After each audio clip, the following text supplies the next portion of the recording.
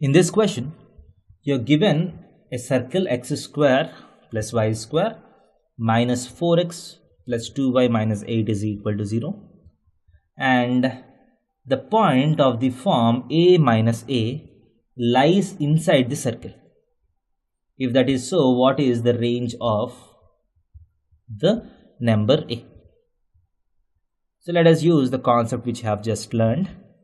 So if this point P lies inside the circle, the power of P has to be less than 0.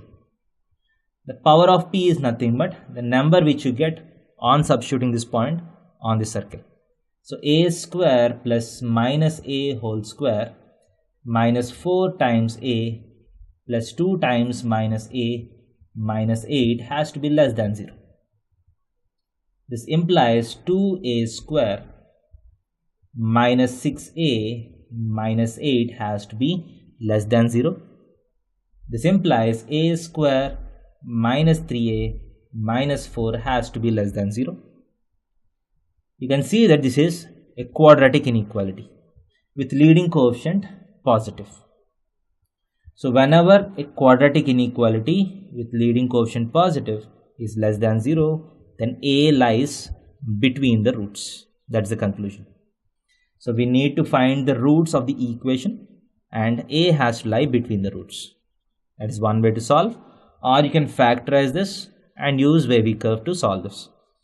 So this is a very easy factorization. You get a minus 4 times a plus 1 less than 0. So the roots are nothing but minus 1 and 4. And quadratic expression less than 0 implies a lies between the roots. It is minus 1 comma 4. In the question it's given that the point strictly lies inside the circle. The point strictly lies inside the circle. So you have open intervals here. A belongs to minus 1 comma 4. Thank you.